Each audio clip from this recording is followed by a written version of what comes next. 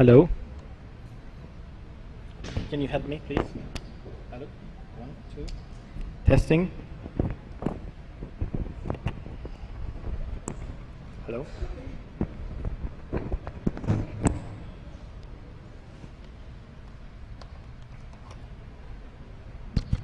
Can you hear me? Thank you very much, Hamad, for inviting me and for nominating me to speak at this prestigious event. I had two problems facing me in deciding to come here. The first was if I would qualify as an emerging architect at this age. And the second was the topic which I was going to speak about. The first one was solved by, may his soul rest in peace, Philip Johnson, who said that you only become an architect after 45. So this, we would all qualify as infants here in architecture. The second one, the second question which I had, was solved by my dear friend, Arif, who suggested that I would pick up a subject which would be relevant to a culture which is close to ours. We share the same problems, and I knew what he meant the moment I arrived in Karachi airport. But let me first start by mentioning just one sentence, and I think probably this is the only valuable thing I have to present today regarding the sources of knowledge in architecture. And this is, I have stated it or phrased it this way. If not initiated, when one is bound to speculate. I think you have the same word in Urdu, ijtihad, right? It doesn't translate exactly as it is in English, but it means that one has to do one's best if one is not initiated by a master. And this becomes quite relevant when we're speaking about sacred architecture or Islamic architecture. Of course, when we speak about initiation, we're speaking about expressing universal ideas. One doesn't have a personal opinion. One has to express all the information he has been presented with from one's masters. It's a traditional way of transmitting knowledge. It has this element of continuity. On the other hand, speculation is a personal way of expressing opinion in the Greek philosophical sense. And it is a modern way of thinking and knowing. It is a rupture, it has a rupture with the past, with the tradition, and it depends on reason and one person's mind. Does anybody know what this is?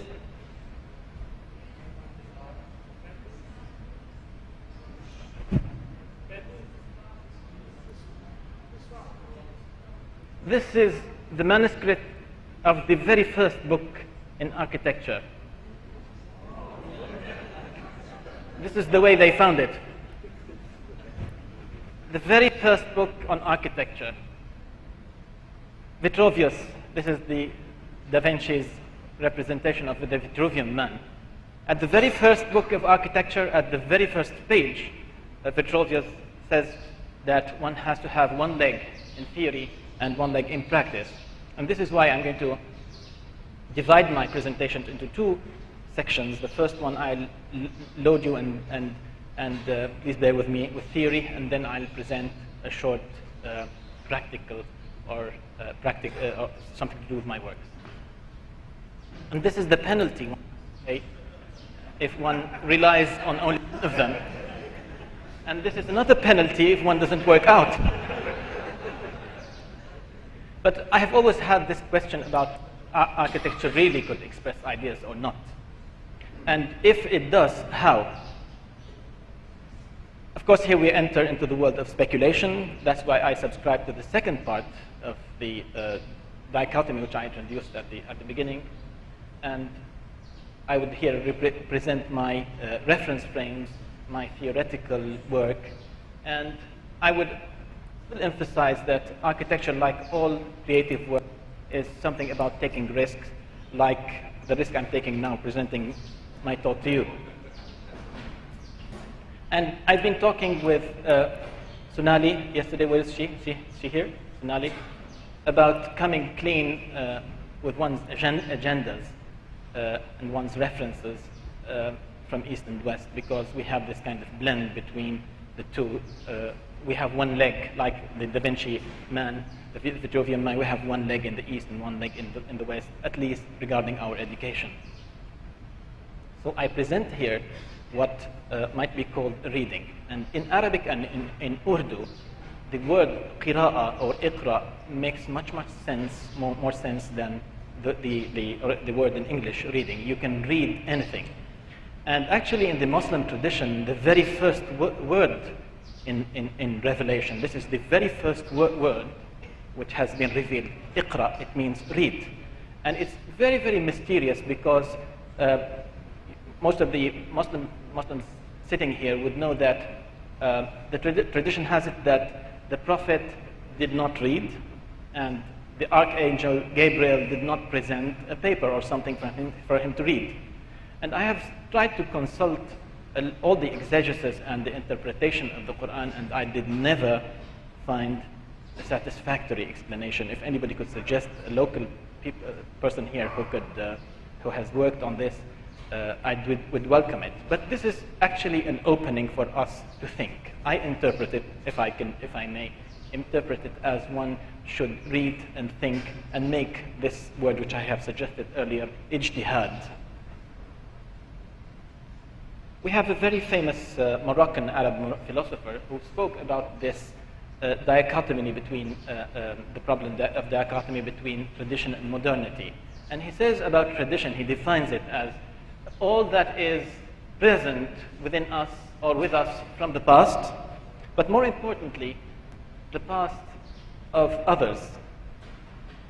That means that modernity now has become a local tradition in most of the traditional societies. And he calls for a modern reading of tradition so as not to fall into the trap of traditionalist reading of modernity, which is becoming very dangerous.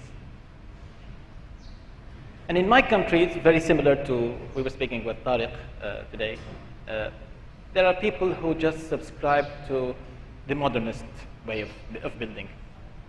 They don't care, they don't take risks. This is our education. And on the other hand, there are the people who just do it as the ancient craftsmen, and they are not aware of the time which they were building.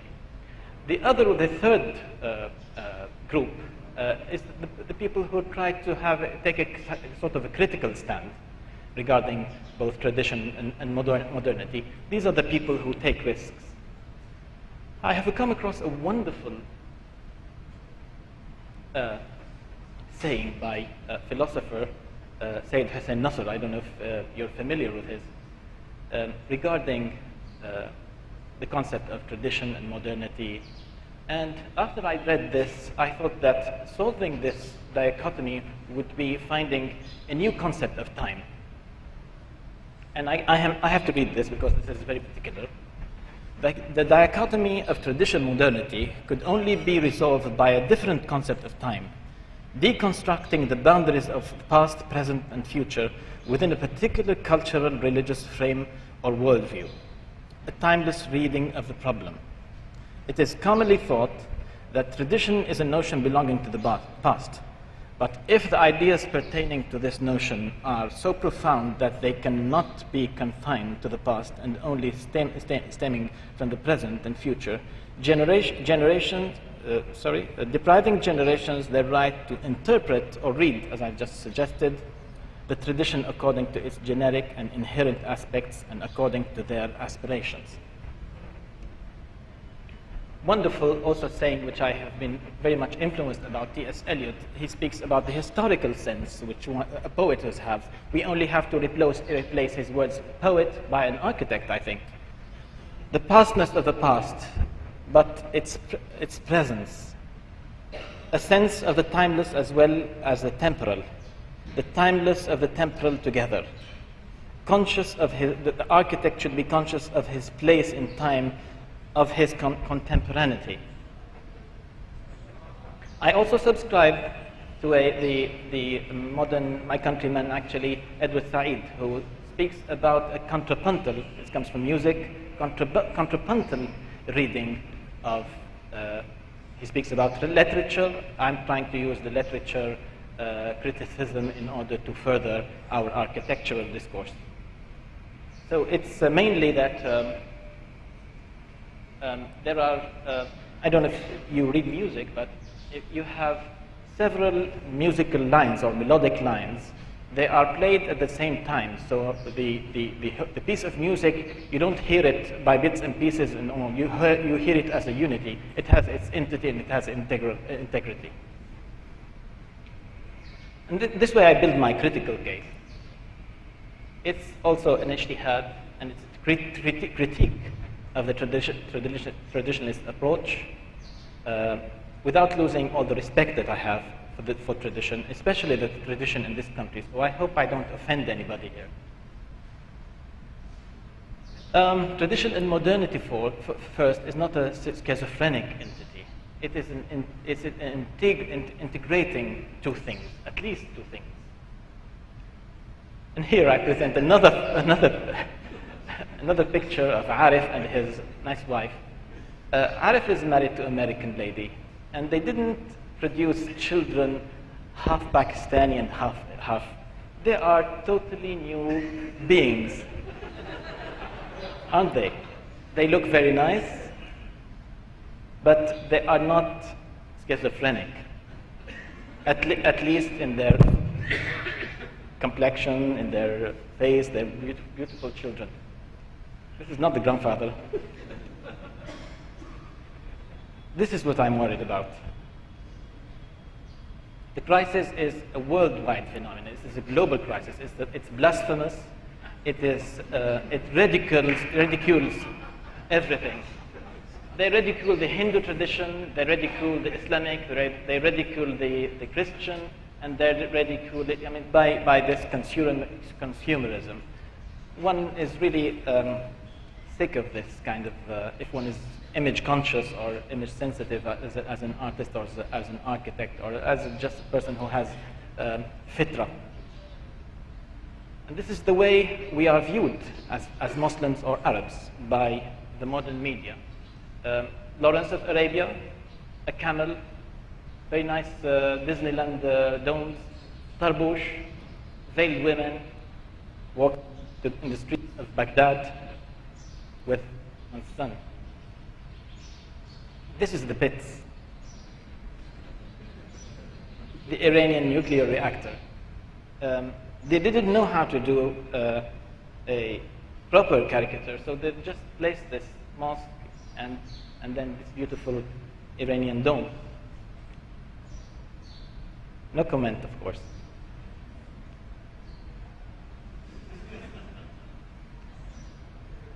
And this is, in my country, this is the way architects just quantitatively add tradition and modernity, and they just have this kind of schizophrenic offspring.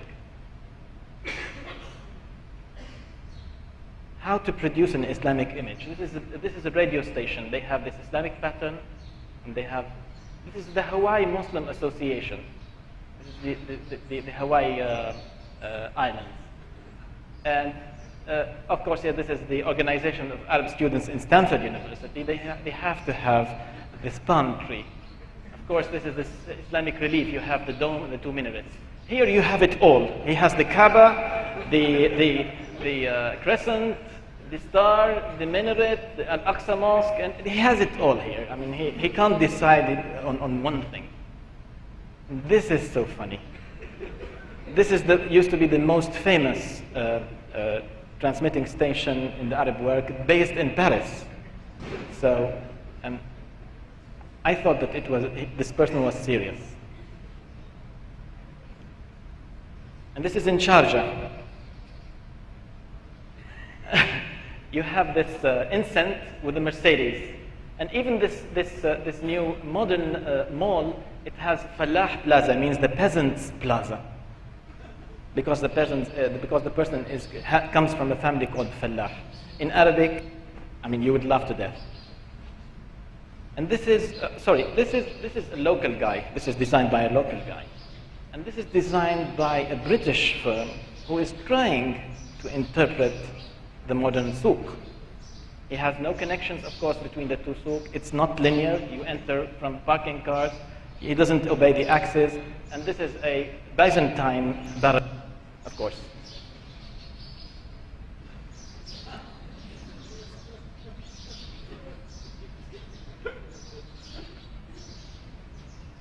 I was almost kicked by the in Syria when I presented this.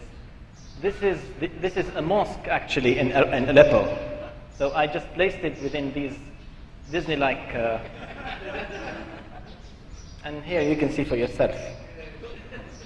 So this is the degree of decadence of this course of architectural image in the Islamic world. This is also a modern building wanted into a mosque, so they Islamized it. This is the way they Islamize it. I'm not subscribing to this agenda. Of course, I was talking to George this morning, and I managed to get some of these slides. There are people who also have traditions, and they are also versed in modernity.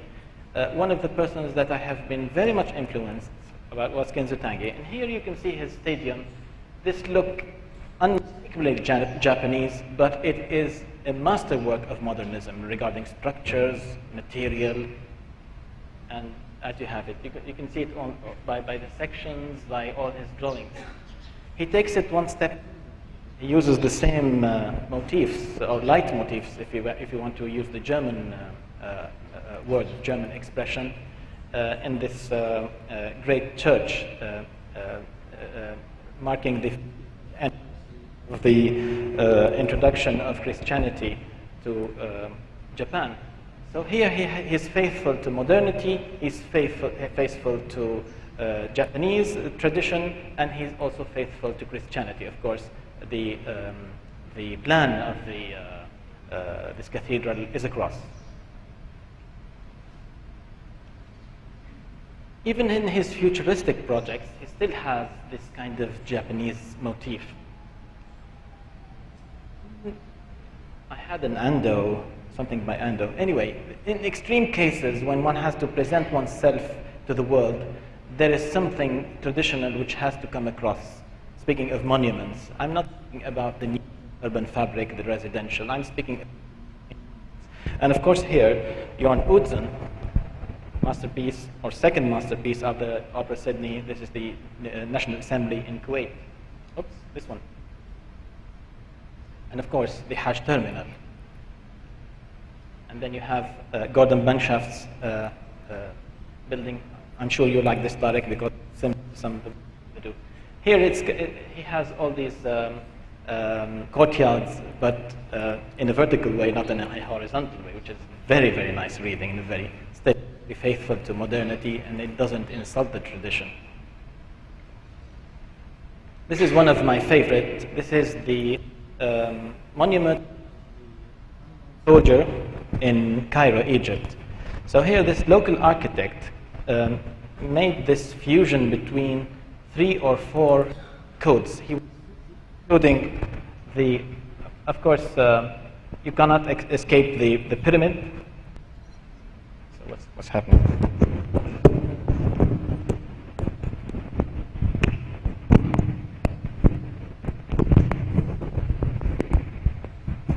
And also you have the modern material, which is concrete. It shows because you have it empty from its core. And then the Islamic tradition he has here, if you can see the Kufic script of the Quran. And then I presented another reading when I saw the aerial view here. You can see that it's also faithful to the Coptic Christian tradition of the Egypt. So here, this is a kind of a beautiful multiple coding. He's faithful, and he's blending all these elements in one work which has its own integrity. Schizophrenic readings. The American University in Sharjah.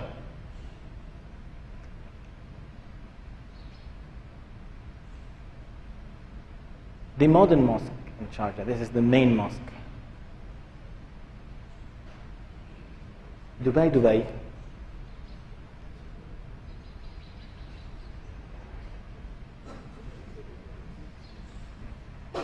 I'm not going to read this.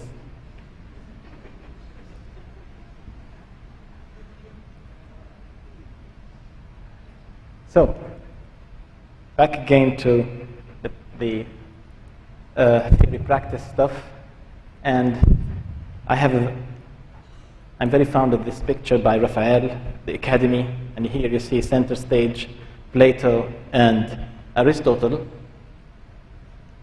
And if we blow it up, one of them is speaking about the qualitative way of thinking, and one of them is pointing out the quantitative work, presented by the horizontal and vertical axis, which I'm going to talk about the theme throughout my presentation. And of course it relates to the symbolic, which brings things together and fuses them, rather than the modern diabolic, which throws things apart. But what is architecture really about? When I started school in Damascus University, they said, it was a socialist agenda, they said that you have to have function, economy, stiffness, and a little bit of beauty. So when I started reading a little bit more, I came across, of course, this firmness, commodity, and delight.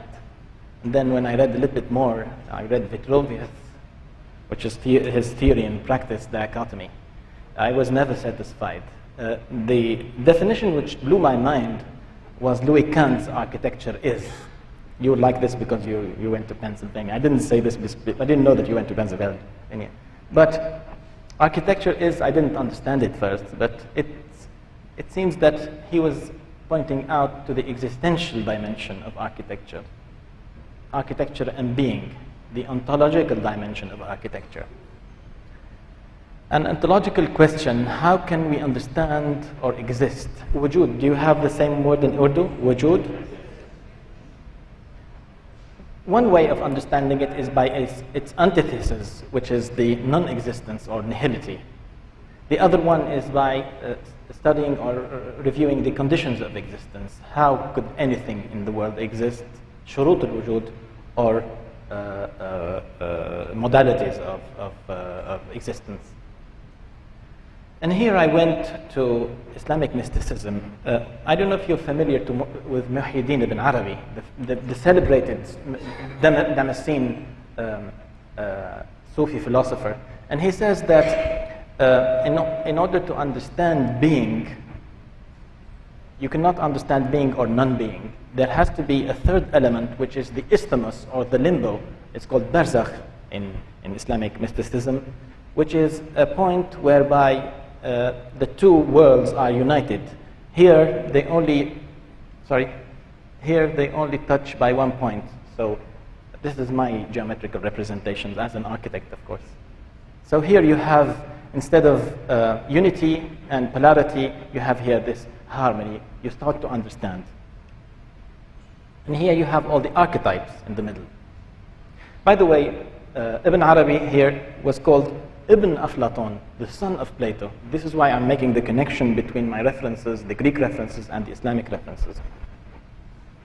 And he speaks about the creation from the center to the periphery by will, or by the necessary being who is Allah, and the rest of the contingencies, including architecture or man's creations.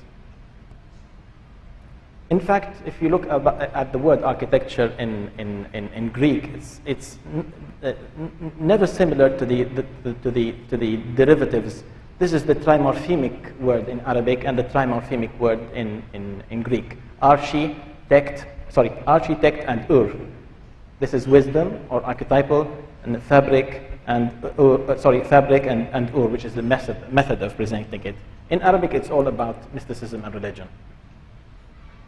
If we speak about the conditions of existence, a thing to exist has to have space, has to have mass. It's my way of understanding architecture and my way of understanding the world. This is an ontological dimension. This is not a prescriptive way of looking at the existential or ontology. And one has to have form. And when we speak about form, we have to speak about number. When we speak about mass, we speak about energy, and space also provokes time. Containers and contents of existence. And here you have, of course, geometry, light, and motion, proportion, structure, rhythm, and you have all the inventory and repertoire of the theory of architecture which one would use. I call it the master diagram. So I mostly insist on thinking and being together. It's an ontological reconstruction of the world to my mind. And this is in order to understand it. Being, thinking, contemplating, meditating, praying, expressing, designing, and this is a word that I have invented, architecturing. Make any sense, probably.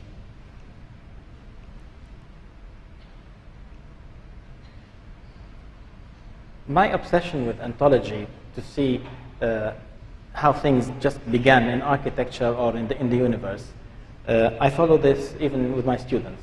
So we went to the Syrian Cosmic Society and tried to find the most powerful telescope in order to look into space and to find the very first star which existed. This is the only one found. This is the star number 1 in the world. And we looked a little bit, zoomed back, we found the second star and the first line. We went back a little bit and we found a third star and the first triangle. A little bit further, we found the fourth star in existence. It's a very powerful telescope, and the first polyhedra, the tetrahedron. And then we woke up. And these were the students. Shall I go back? And this is our way of studying or teaching architecture, is for them to be midwives of generating the world all over again by themselves. These are the nice students. So they're not nerds, we're enjoying ourselves. Too much astronomy and too much. And they do the whole thing for the 5 Platonic solids. But more importantly, the point as representing number, and here we go back to Islamic mysticism, and number in space, which is the first two-dimensional aspect of existence, and number in time, which is pertinent to music, and number in space and time, which is the solid. This is as expounded, I don't know if you know them, the Ikhwan as-Safa, the Brothers of Purity. This is, I got this from their book, and I transformed it into this, and one of my teachers, Keith Critchlow, used this, and I got it from him. This is, for me, very important. If you ever stand on the shore and see the sunrise, by the way, everybody can stand here. The very, very ambiguous thing is that even if you have 1,000 people standing on 1 or 2 kilometers or more, everybody would have this right axis towards the sun. So it has this kind of ontological or existential dimension. Here you have the object, and here the subject, who is man. And here perception starts, subject-object relationship. You have the center, and you have the axis. That's it. This is one of the most striking photographs that I found ever. And you have this twin, and he has this demarcation stone. He has his ontological axis, and he has his axis towards Mecca. And here you have the inside and you have the outside. So you have all the architecture here.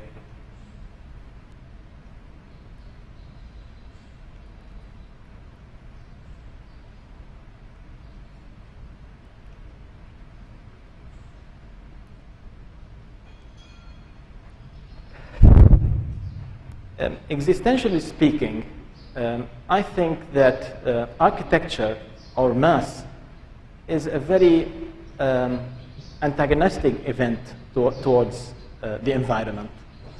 And I think that only one structure in the world has the right to be a mass on itself without a kind of a preparatory or transitional space, and this is the Kaaba.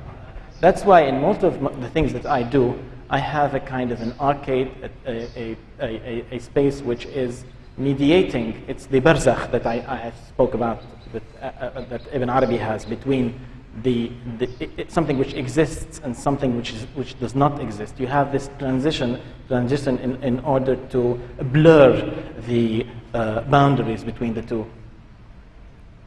The interface between architecture, or the interspace, or the interplace. You can see these are very old drawings. I did them with stencils. We didn't have computers yet, 400 BC.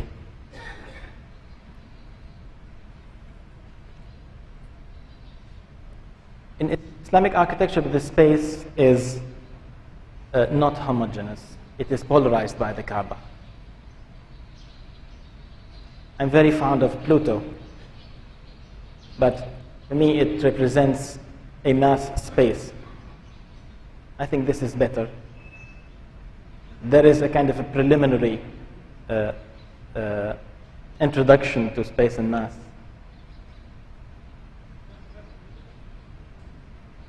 This is the only, in Islamic architecture, I would posit that this is the only piece of architecture, if it qualifies to be a piece of architecture, which could be seen as volume or as mass. And if you go to a second very important shrine, you have these nice templates, if you like, this one, which kind of surrounds and introduces the sacred Dome of the Rock. And here I have learned from the local architecture, the liwans, the arcades, the transition spaces of the entrance, and of course bridges. All these are viewed as timeless or as modern in the sense that they are timeless. In this building, for example, this is very modern. You have the structural system. You can see it. The materials are, you're building in the same, you're not hiding the materials. There's no ornament. It's abstract. It's austere. Tadao Ande could have done it if he lived at that time. These beautiful spaces of transition.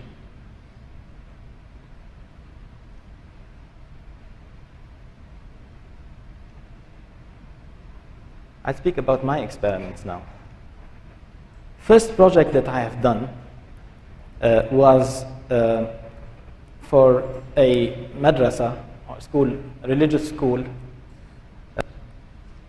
for the celebrated mystic of Damascus called Badruddin al-Hassani. This was done 19... So the first thing which presented itself was how we can build a religious Islamic school in the 21st century.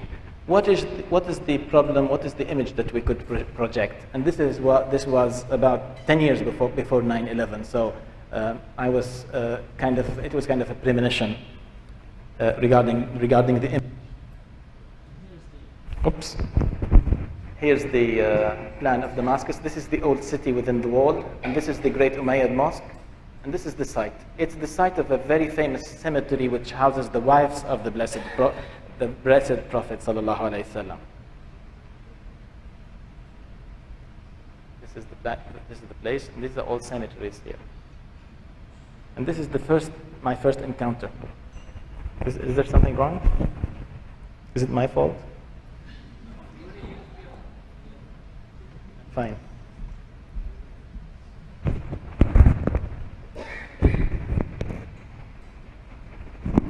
So this is the cemetery, and in the background you can see the mountains, or the main mountain, which embraces the city. This is no good. these are the tombs of one of the Prophet's wife. And here you have the tomb of Hazrat Bilal, the first muezzin in Islam. And this is the building. No. I can't, because I start working with the other one. A close-up. And speaking about the figure ground studies of Colin Rowe, I done this very early in the graduate student in Damascus University. It's the figure ground studies of the Damascus city within the wall. So here you have all the streets and the courtyards. But all of a sudden, I just wiped out the streets, and you're left with these beautiful courtyards. So at that time, it was very famous, this order studies. And is the Islamic fabric ordered, or is it disordered, or is it chaotic? So I was so pleased that I came up with this. So a little bit later on, I started studying mathematics. And this is I don't know if you know it, the Sierpinski carpet, they call it. It's generated by a mathematical equation. And by extension, this is the Menge sponge.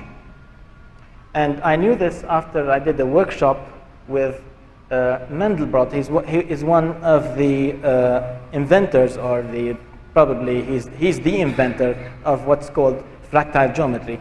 And this is me when I had hair. I still had a lot of hair. And this is Mandelbrot in Greenwich Observatory in London, where he held this workshop. So I built this with the students. I have the one-person office, which is me, and I have some students. So I don't have a big office. I get to help with a lot of students. I enjoy it, and I don't have to pay so much money. So we're building here the Sierpinski triangle. And this is the model, a large model in the lobby of the faculty. And this is the computer modeling. And this is the actual model generated by Mandelbrot. And this is my design. So I had to build this building regulation. I had to build up to the. So it was a very bulky building, and I thought that I would just practice this fractal geometry stuff, or my mother calls it Swiss cheese. This is the interior of the Menge sponge, and this is the building. It's a school, 4-story school, and this is a garden here, and then you have the classes and the multi-purpose hall, and then you have a mosque and a hazra here, of course, and a minaret.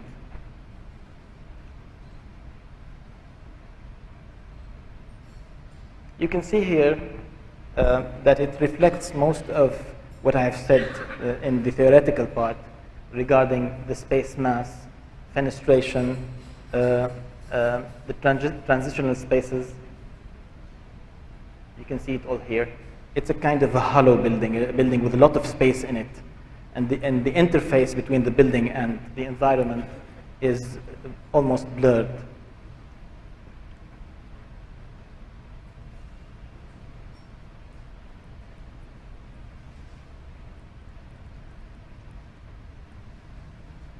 This was back at 1992.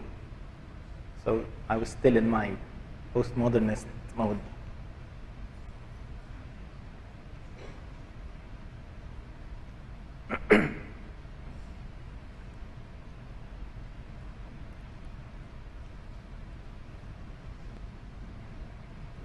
This is the plan, school, the dormitories, and you can see here the mosque tilting to face the Qibla, the Mecca. And this is the two sections, the long section, and here I have two courtyards. I have an upper courtyard, and I have a lower courtyard, and there is a connection between them here. And here you can see the double facade, and you can see space just flowing within this is the garden floor, the fourth floor. I was still using the vocabulary, the mashrabiyas, in a different sense. These are the double facades. This is the model. We have a severe earthquake code. So these are not only to enclose the space, but they hold the building together in order to act as one unit during an earthquake, God forbid. The inner courtyard. And here you can see it's a kind of something, the opposite of what you call an arcade in a traditional courtyard. It is open. It is open on the ground level, so there's no mass. So it's something just to open. This is something different. Some details of the roof.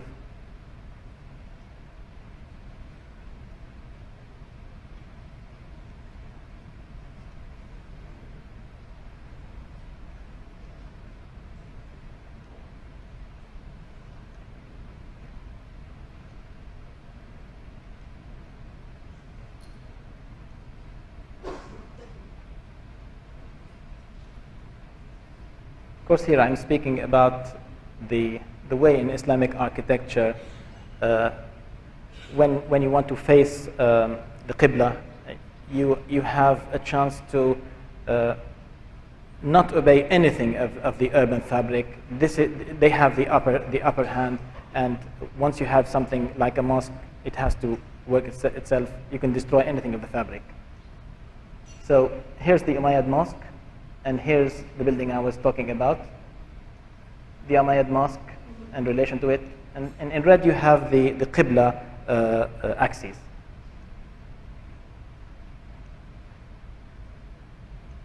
And here you can see how in the mosque I had to build this within the square. So you can see how the whole building tilts towards the mosque. You can find here the two geometries working together.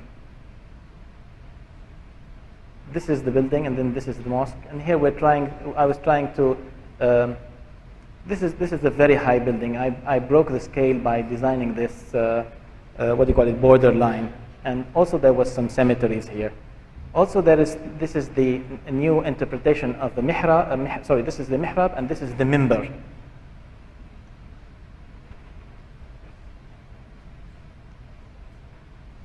Entrance, and this is the interior. I didn't do the interior. They kicked me at that time. So all this is not my working. I designed a beautiful carpet, and they didn't do it, and they started doing all the traditional stuff, which is in all the other mosques. But here you can find the geometry. I didn't do also these they put later. But here you can see the interplay between the two grids.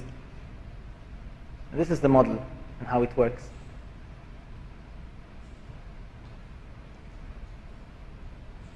The mihrab and the mimbar.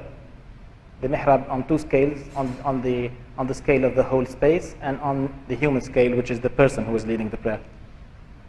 I'm very critical of the way in my country at least they want to solve this symmetry problem. So you have here the mihrab, but you have here two places for the person who's going to have the sermon, and one of them you can't reach actually. So they can't solve this symmetry problem. And I'd just love to have two sheikhs here, or I photomontage them. I'm going to do this sometime. And there's another one here. It's only one person, and they have two stairs. So for me, I had to try to invent something new. I just punctured the stairs outside of the volume, and you can just enter, and this becomes the member. It's punctured outside, and it's expressed in the volume that you have just seen. And this is the way the form was generated. I had the square, and then you had the other grid, which is facing Mecca. You had the structure on the periphery, and then this is its extrusion, and then you have the autonomy between structure and enclosure. And of course, these triangles came on their own as a result of the logic of the geometry. and this goes also for the dome.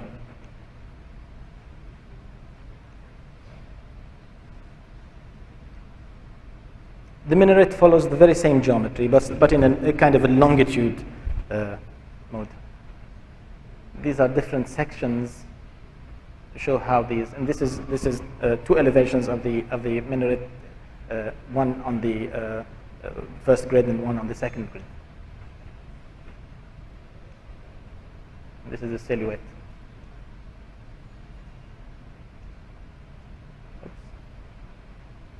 This is one of my favorites. This is the shadow of the building, which is full of life, on the cemetery, which is death.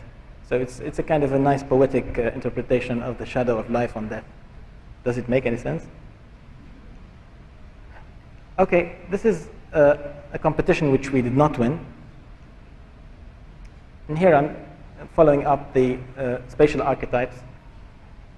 There's a lot of structuralist approach in here. There's a lot of Louis Kahn, but also there's a lot of Islamic. And I'm going to run fast on this. It's courtyards within courtyards within courtyards, and courtyards and arcades, and it's this play between all these elements together. It's a celebration of these elements, if you like.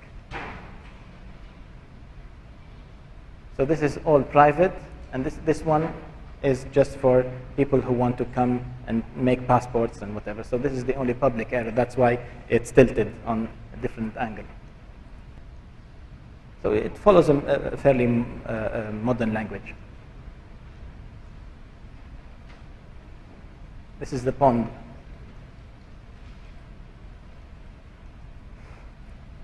Same thing goes to residential.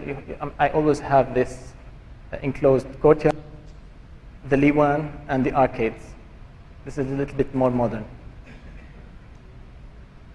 This is also an experiment which I have done, trying to emulate the Kufic script into architecture. This is under construction now. You can see here how the Kufic script, it doesn't mean anything. I empty it from its semiological dimension. It's just a way of communicating an image which is present in the collective unconscious. This is under construction now. It is this is not a villa, of course. This is a place where you get your, what do you call it? It's a kind of a civic place. You get your cards, your ID cards, and when somebody is married and when somebody is dead, what do you call it in? Something like this. So I had 3 projects. This is one project. It's near the coast, and this is the same program in the desert. So one of my references was one of the very early Umayyad. It's called Qusayr Amra. This is a beautiful small palace for the caliph in the Arabian desert between Jordan and Syria.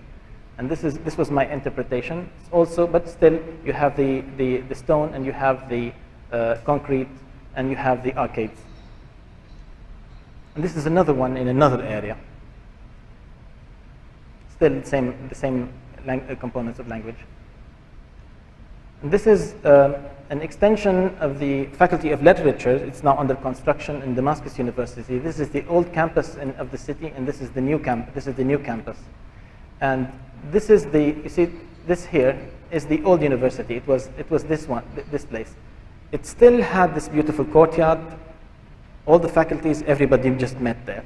All of a sudden, it just followed the grid. So you have the Faculty of Law, Letters, Fine Arts, whatever, and nobody talks to anybody else. So when I was presented with the scheme in the new campus, I tried to have this S shape which connects all the connects and penetrates all the faculties in order to force people to interact and meet. Sorry, this is the plan. So you have here the midwives faculty, Faculty of Letters, and this student union, and also all sorts of other faculties here. So it kind of penetrated the whole, still using courtyards, walking areas, some kind of wind catchers, that the ones that Tariq was talking about last night. So there it is here. It's built up to this module now.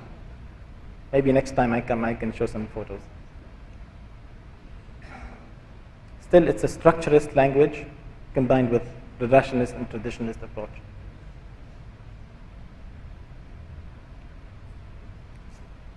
Arcades, sunken plazas.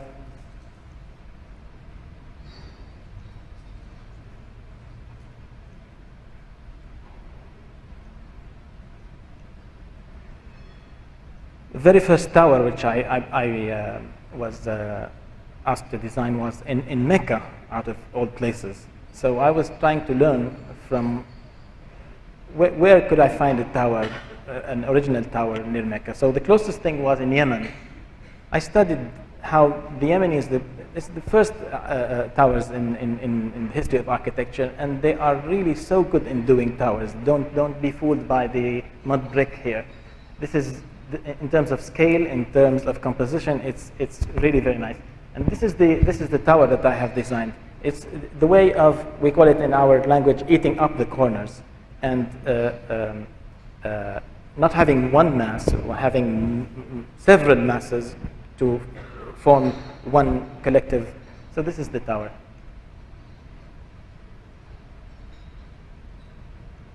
This is the site. The way how they did to the roofs, beautiful roofs also.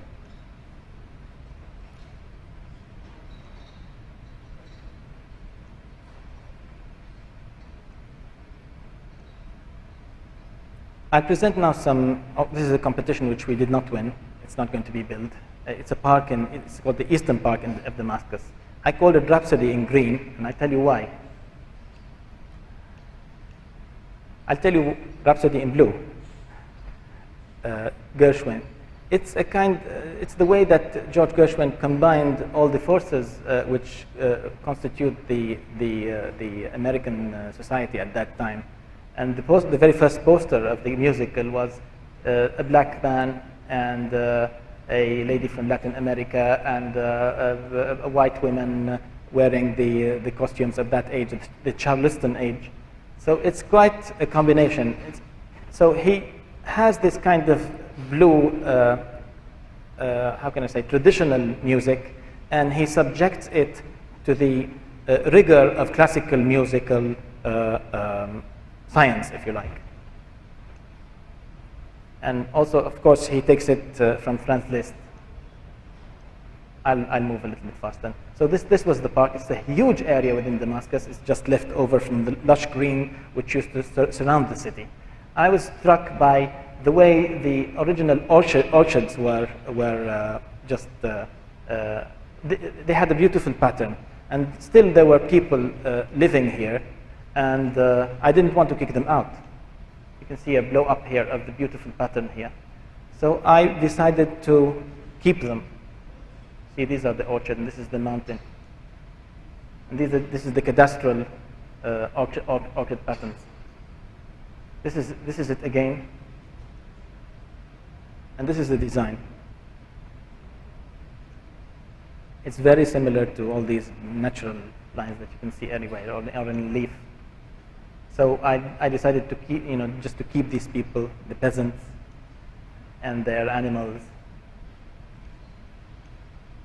They were very proud of their cow also. They had this kind of plate number. And people would just come to the park. Either they can rent from the person who owns the orchard some chairs, as they do in our tradition, or they can just sit by the side according to their class or according to what they. This is in winter, in summer, and this is in snow. We get a little bit of snow in Syria. And actually, the concept of a spine, which was required by the program, was inspired for me by this is a naive way of thinking, but it started this way and it turned out to be something else. Arcades, how to make arcades, long arcades. And these are here, are the way the non-permanent structure are going to be placed. So you have a kind of a datum whereby you place things according to different functions. And here's a 3D extrusion of the musical scale. I use the topology, proportions, and structure, and rhythm and transposition. So these are all the techniques used in music. I give it curvature, and here you get the whole spine.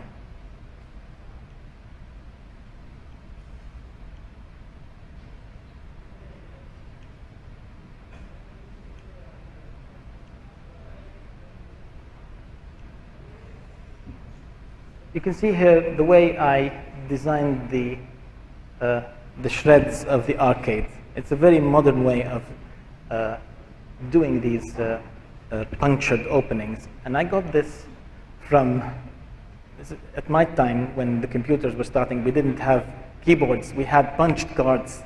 And then you can use it also in music. For example, you can use this is for music and this is for computer. You have these holes and you put it in a kind of a synthesizer and you have a whole piece of music, it translates. So here, I submit that if you have a very nice wind blowing, all these arcades would start singing.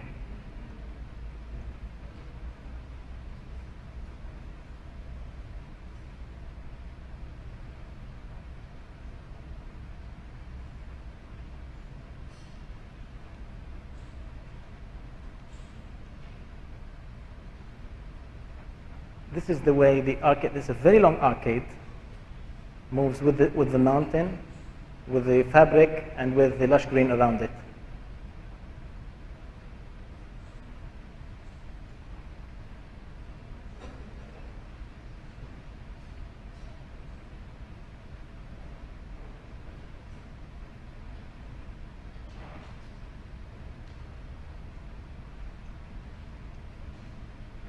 I picked up the same, this was a competition which we did 4 months ago. It's an invited competition. 5 firms were invited, including Zaha Hadid. I lost it and Zaha Hadid lost it also. We were the only one kicked out. The other 3 persons are asked to But I was struck by, Masar, you know Masar means path. I was struck by the logo of the company which was introducing this. And this is the logo of my office.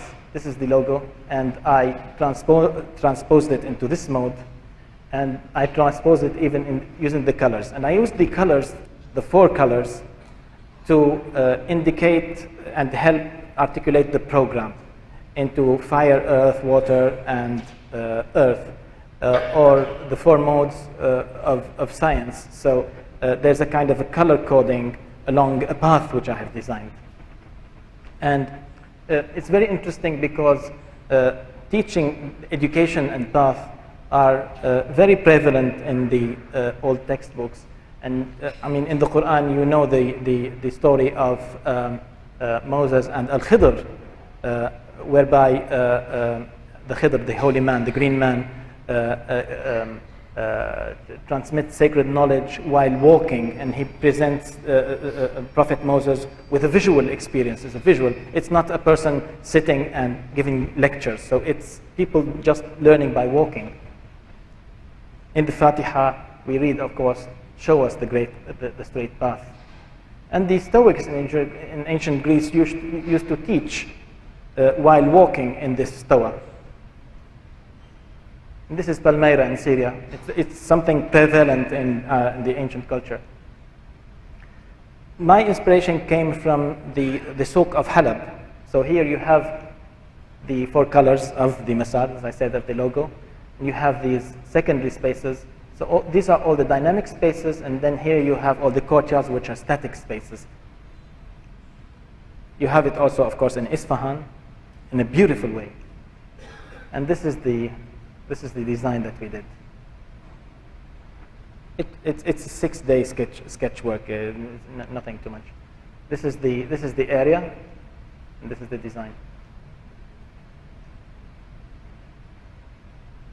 And here I was experimenting again regarding the arcade.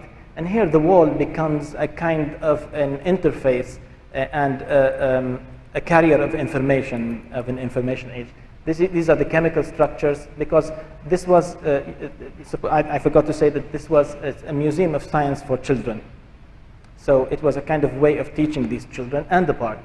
So here you have the waves, here you have the genome, here. So it's all the information age main subject which could be introduced and then transposed by color coding into the relevant galleries. And this is not new, of course. The ancient Egyptians had it, the Christians had it, the Muslims, and of course modern video games. So here you have these color codes. And here, this is the public area whereby, of course, this is punctured, and you can have all these artists working together and presenting their paintings and presenting their... This is a sundial. Very similar. Also. These are my visual references.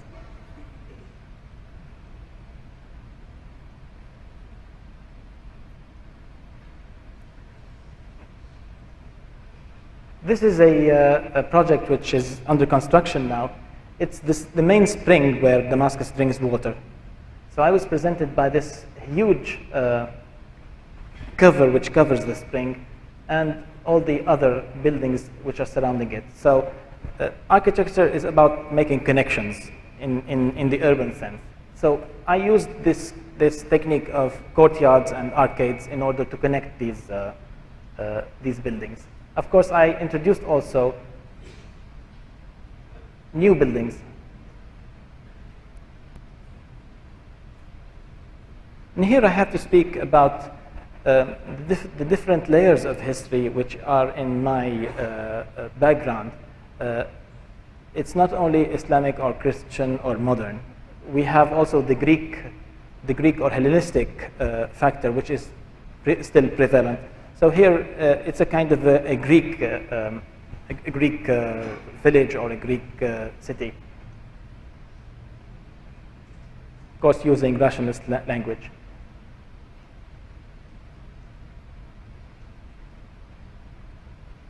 This is the surrounding mountain whereby we had these projectors on the caves.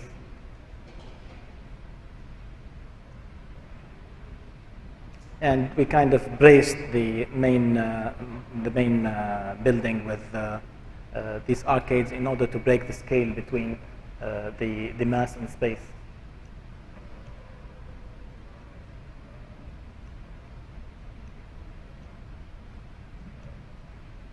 This is my last project I'm going to show.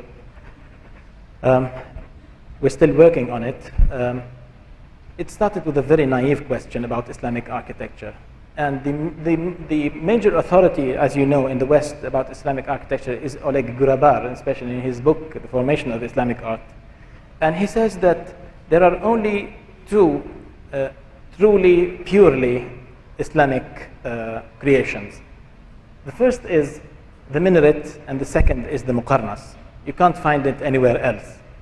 So I started from this very naive, how to do it. So I started studying the minarets, especially this minaret. It's a beautiful cat.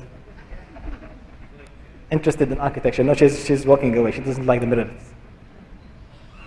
And of course, the spiral, which is a cosmic form, very prevalent in Islamic architecture.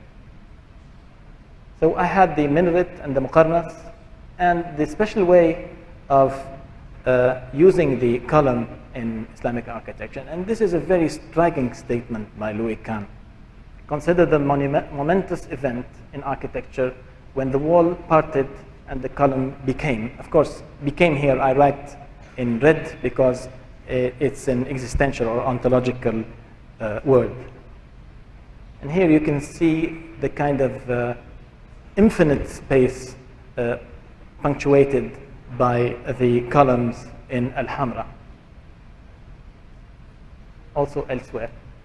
But the column also represents man, because man is the anthropos and the Homo erectus, the standing creature, the only creature who has this ontological axis trait. And it is prevalent since in the Greek architecture and in ancient Egyptian architecture. Homo erectus and Anthropos. And then, if we go deeper, a column representing symbolically man, and man being created in the image of God. In all traditions, in the Christian, Judaic, and of course we have this hadith, this prophetic tradition, which is still problematic, but I'm just citing it. Of course, in Hindu architecture you have it, and you have it in ancient Egyptian architecture. I was interested also with the human aura, the form of the human aura, and how we can extend it into architecture. Of course, we have it in the ancient illuminated manuscripts. This is the Isra and the Mi'raj. Of course, it doesn't show the face of the Prophet ﷺ, but it shows the halo in his ecstatic state, in his spiritual state.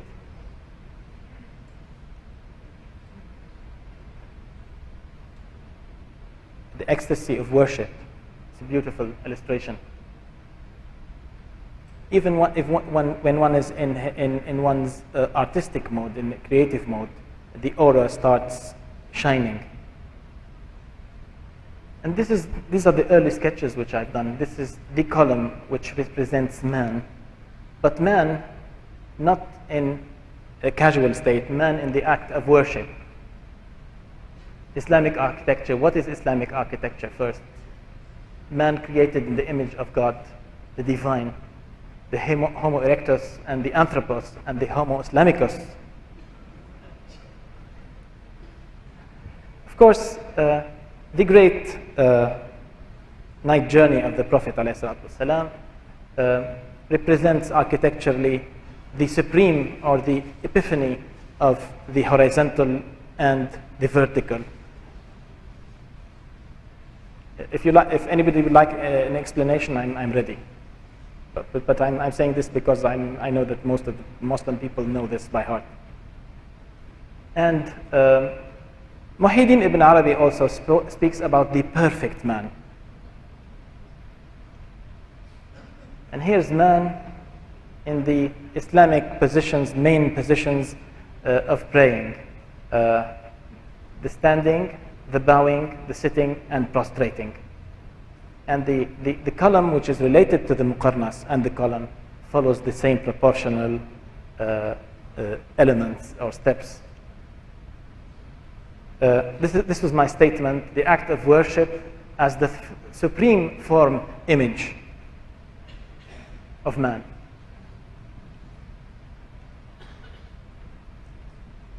So you have the horizontal element and the three vertical elements, and then they are combined in the column, which is it's a ceiling and it's a column. And this is very striking. In Ibn Arabi's mystical, he has this presentation illustration. He drew this.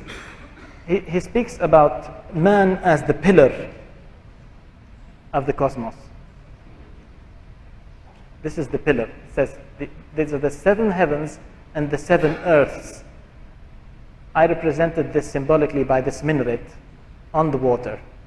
It has the 7 intervals and their reflection on water. And this is the column. It works perfectly with the Da Vinci illustration.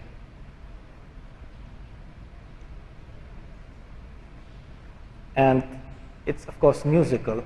It follows the harmony of the octave. Thus the 7 intervals and the 8 stations. And of course, the mother aspects of existence. As this is an illustration that I did of Ibn Arabi's treatise. So this is the plan of the column, and this is the elevation of the section as it relates to this. It's a kind of a meditative architecture. Of course, after studying the muqarnasas, the famous muqarnasas, this was the column which I've designed representing man.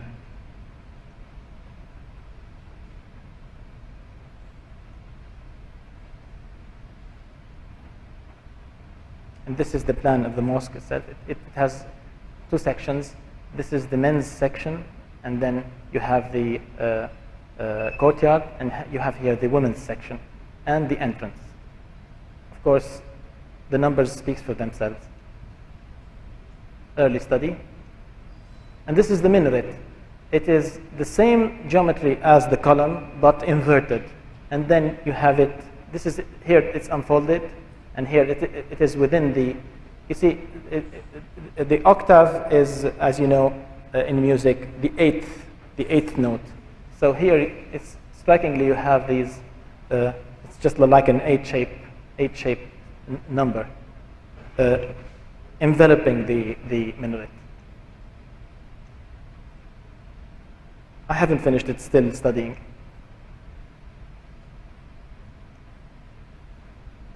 Different proportional studies. This was the final one. So you get the red square taking the proportion from the last square, and then all of these squares go together. This is fractile geometry, of course. And this is the, it's in the sea, of course. The ontological axis again, and the axis facing towards Mecca in plan.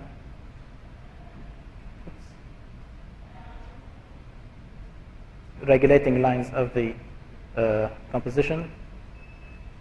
There are no walls or windows. It's an open worship area in order not to obstruct the axis facing Mecca, facing the Qibla.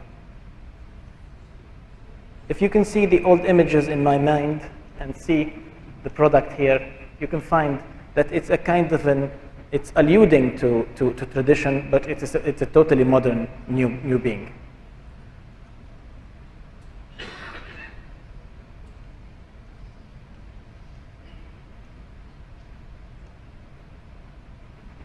Can you start?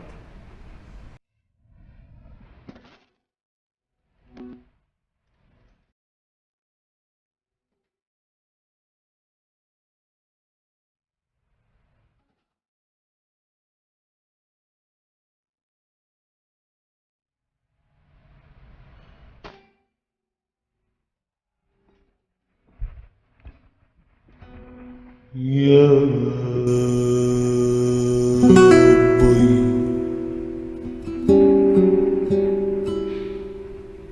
يا ربي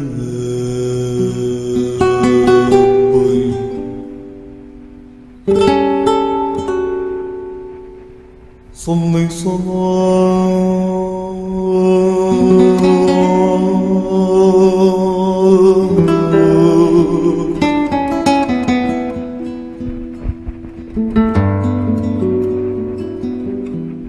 يا ربي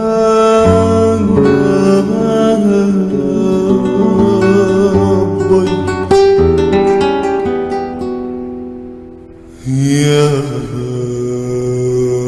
ربي